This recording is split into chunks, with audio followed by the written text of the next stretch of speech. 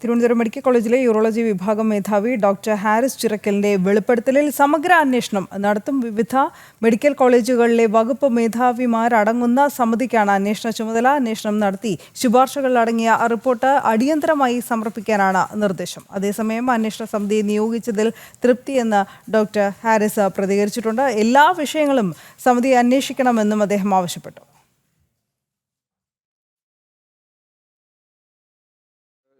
ഇത്രയും വേഗത്തിൽ ഗവൺമെൻറ് അതിനെപ്പറ്റി അന്വേഷിക്കുന്നതിനും ഒരു അന്വേഷണ കമ്മിറ്റി ഏർപ്പെടുത്തിയതിലും വളരെ സന്തോഷമുണ്ട്. മാത്രമല്ല ഇന്നലെ മെഡിക്കൽ കോളേജ് പ്രിൻസിപ്പൽ നേരിട്ട് വന്ന് അദ്ദേഹം എനിക്ക് എല്ലാ സപ്പോർട്ടും ഈ കാര്യത്തിനകത്ത് വാഗ്ദാനം ചെയ്തിട്ടാണ് അദ്ദേഹം പോയിരിക്കുന്നത്.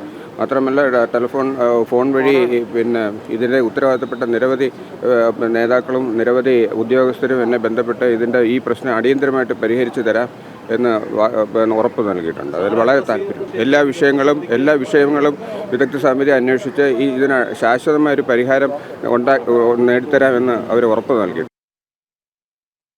ശാലിനി വിവരങ്ങളുമായി ചേരുന്നു. ശാലിനി, ആദ്യം ഡോക്ടർ ഹാരിസിന്റെ ഫേസ്ബുക്ക് കുറിപ്പ് വന്ന ഉടൻ തന്നെ ഇത് തള്ളാനായിരുന്നു DME അടക്കമുള്ളവർ ശ്രമിച്ചത്. പക്ഷേ മാധ്യമ ശ്രദ്ധ നേടുകയുണ്ടായി, ജനശ്രദ്ധ നേടുകയുണ്ടായി അദ്ദേഹത്തിൻ്റെ പ്രതികരണങ്ങൾ, വേവലാതികളൊക്കെ. അതിന് ശേഷം അദ്ദേഹത്തെ കേൾക്കുന്നു, സമിതി അന്വേഷിക്കാമെന്ന് ഉറപ്പ് നൽകുന്നു.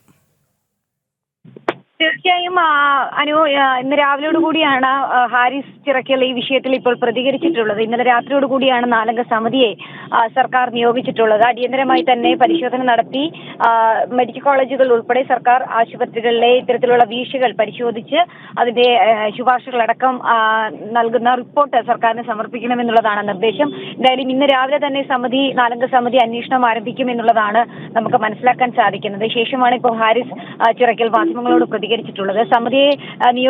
സർക്കാർ സമിതിയെ നിയോഗിച്ചതിൽ വലിയ രീതിയിലുള്ള ആശ്വാസവും തൃപ്തികരമായിട്ടുള്ള നടപടിയാണ്. ഒപ്പം തന്നെ കൃത്യമായ പരിഗണന ഈ മെഡിക്കൽ കോളേജ് ആശുപത്രികൾ അടക്കമുള്ള രോഗികളുടെ കാര്യത്തിൽ സമിതി നടത്തണമെന്നുള്ളതും അദ്ദേഹം ചൂണ്ടിക്കാട്ടുകയുണ്ടായി. കൂടാതെ തന്നെ വലിയ രീതിയിലുള്ള പിടിവാശികൾ പല ഉദ്യോഗസ്ഥർക്കിടയിലും നടക്കുന്നുണ്ട്. അതടക്കമുള്ള കാര്യങ്ങൾ കണ്ടെത്തി കൃത്യമായ നടപടി സ്വീകരിക്കണം. കൂടാതെ തന്നെ പ്രിൻസിപ്പൽമാരടക്കമുള്ളവരെ നിയമിക്കുന്നതിലടക്കം വലിയ രീതിയിലുള്ള വീഴ്ചകൾ സംഭവിക്കുന്നുണ്ട്. ഭരണപരമായ കാര്യങ്ങൾ അറിയാത്ത ആളുകളെ കീ പോയിന്റിലേക്ക് നിയോഗിക്കുന്നതടക്കമുള്ള കാര്യങ്ങൾ പല വീഴ്ചകൾക്കും ഇടയാക്കുന്നുണ്ട്. ഇതിലടക്കം സമിതി കൃത്യമായി ശുപാർശ നൽകണം. സർക്കാർ അത് കാര്യമായി തന്നെ ഗവനിക്കണം എന്നുള്ളതാണ് ഇപ്പോൾ ഹാരിസ് പറയുന്നത്. കൂടാതെ തന്നെ ഇന്ന് തന്നെ തിരുവനന്തപുരം അടക്കമുള്ള മെഡിക്കൽ കോളേജുകളിൽ ഈ ശസ്ത്രക്രിയ മുടങ്ങിയ ആശുപത്രികളിലേക്ക് ഉപകരണങ്ങൾ എത്തിച്ച് തലസ്ഥാനത്തടക്കമുള്ള ആശുപത്രികളിലെ ചികിത്സ ഇന്ന് തന്നെ ആരംഭിക്കുമെന്നുള്ളതും അദ്ദേഹം ചില സൂചനകൾ നൽകുന്നുണ്ട്. എന്തായാലും പ്രത്യാശയോടെ തന്നെയാണ് ഈ ഒരു പോസ്റ്റ് നവമാധ്യമത്തിൽ ഷെയർ ചെയ്ത ഹാരിസ് ചിറക്കൽ മാധ്യമങ്ങളോട് പ്രതികരിച്ചിട്ടുള്ളത്. എന്തായാലും നമുക്ക് പ്രതീക്ഷിക്കാം ഇന്ന് തന്നെ റിപ്പോർട്ട്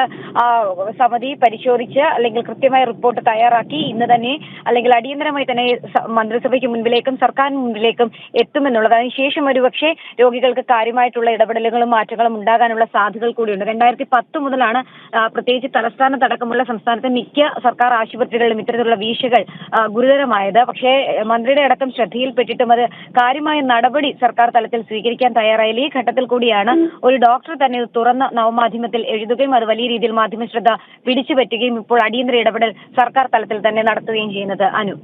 ശരി.